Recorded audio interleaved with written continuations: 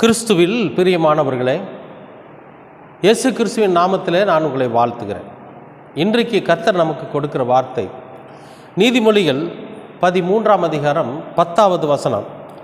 அகந்தையினால் மாத்திரம் வாது பிறக்கும், ஆலோசனையை கேட்கிறவனிடத்திலோ ஞானம் உண்டு.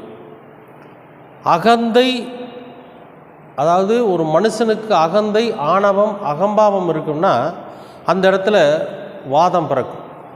வாதம்னா வாக்குவாதம், எதையும் விட்டு கொடுக்க மாட்டாங்க. அவன் பேசுகிறதெல்லாம் ஆணவத்திலேயே பேசுகிறான்னு சொல்கிறாங்க இல்லையா?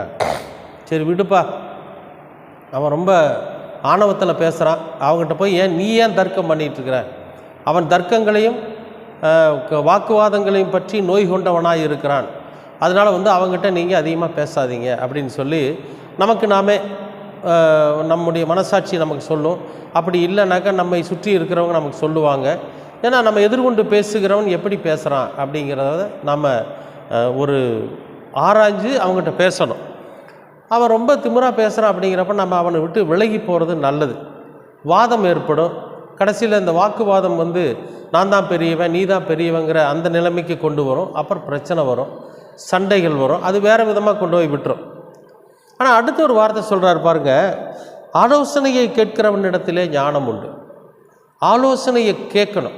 அப்போ ஒரு பெரிய மனுஷன், நமக்கு முன்பாக வாழ்ந்தவர், வயசானவங்க, நமக்கு ஒரு ஆலோசனை சொல்கிறாங்க அப்படின்னா அந்த ஆலோசனையை நாம் கேட்கணும். இது நல்லதாக இருக்குமா கெட்டதாக இருக்குமா? ஒருவேளை அவங்க வாழ்ந்த அனுபவத்தில் நமக்கு சொல்கிறாங்க, ஒரு நல்ல ஆலோசனை நமக்கு கொடுக்குறாங்க அப்படிங்கிறப்ப அந்த ஆலோசனையை நம்ம கேட்கணும். இப்போ இப்படி 4-5 பேர் நமக்கு ஆலோசனை சொல்லுவாங்க, நம்ம பார்க்குறவங்க ஒரு சிலர் நமக்கு ஆலோசனை சொல்கிறாங்கன்னு வச்சுங்களேன், உடனே அந்த ஆலோசனையை நம்ம அலட்சியப்படுத்திடக்கூடாது. அந்த ஆலோசனையை கேட்கணும்.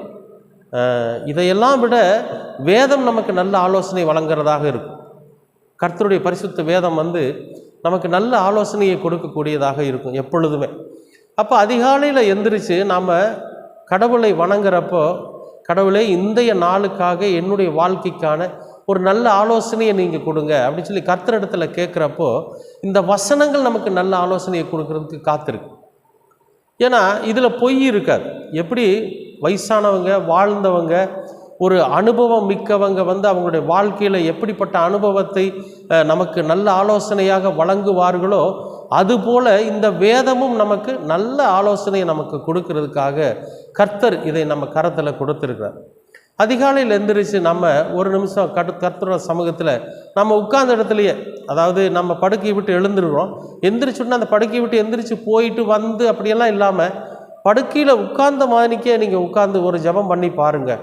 என்னென்னு, ஆண்டவரே இந்த பகல் வேலையை நீங்கள் கொடுத்துருக்கிறீங்க, அதுக்காக நன்றி, இந்த நாளின் வாழ்க்கைக்குரிய எனக்கு ஒரு நல்ல ஆலோசனையை நீங்கள் கொடுங்க அப்படின்னு சொல்லி கர்த்தரோட சமூகத்தில் நீங்கள் கேட்டு பாருங்கள். நிச்சயமாகவே கர்த்தர் நல்ல ஆலோசனையை உங்களுக்கு வழங்குவார். இந்த வேதத்தின் வாயிலாக, வேத வசனங்களின் வாயிலாக கர்த்தர் நல்ல ஆலோசனையை வழங்குவார். இப்போ நல்ல ஆலோசனையை நாம் ஆண்டவரிடத்தில் பெற்றுக்கொண்டோம் என்று சொன்னால் நாம் ஞானமாக நடக்க முடியும், அறிவாக நடக்க முடியும். ஏன்னா ஆலோசனை நமக்குள்ளே இருக்குது. பரிசுத்த ஆவியானவருடைய வழிநடத்துதல் நமக்குள்ளே இருக்கிறப்போ நம்முடைய நடவடிக்கைகள் எல்லாம் எப்படி இருக்குன்னு கேட்டிங்கன்னா ஞானம் உள்ளதாக இருக்கும். அன்பானவர்களே, நம்ம ஞானத்தில் அதிகமாக நம்ம வளர்ந்துக்கிட்டே போவோம். அதனால் நீங்கள் நல்ல ஆலோசனையை கேளுங்க, ஆலோசனைகளை புறம்பே தள்ளாதீங்க. இதையெல்லாம் விட வேதம் என்ன நமக்கு ஆலோசனை சொல்லுகிறது என்பதை நாம் ஒவ்வொரு நாளும் அதிகாலையில் தெளிவாக கேட்டு அன்றைய நாள் வாழ்க்கையை நம்ம துவங்குறப்ப நிச்சயமாகவே நம்முடைய அந்த நாள் வாழ்க்கை தொடர்ந்து நம்முடைய வாழ்க்கை பாதை மிக சிறப்பாக இருக்கும். கர்த்தர் கண்டிப்பாகவே உங்களுக்கு நல்ல ஆலோசனை வழங்குவார். நீங்கள் கேட்கிற போதெல்லாம் உங்களை வழிநடத்துகிற தேவன் இந்த வேதத்தின் வாயிலாக நல்ல ஆலோசனையை வழங்குவார். நீங்கள் ஞானம் பெற்றவர்களாக இருப்பீர்கள். அன்பின் பரலோக பிதாவே, அருமையான நல்ல இந்த நாளுக்காக நன்றி.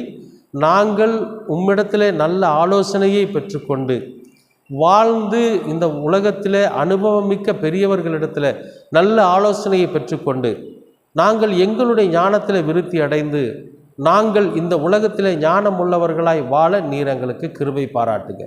உங்கள் இரக்கம், உங்கள் கிருபை என்றென்றைக்கும் எங்களோடு கூட இருக்கட்டும். இயேசு கிறிஸ்துவின் வழியாய் கேட்கிறோம் நல்ல பிதாவே. ஆமேன், ஆமேன், ஆமேன்.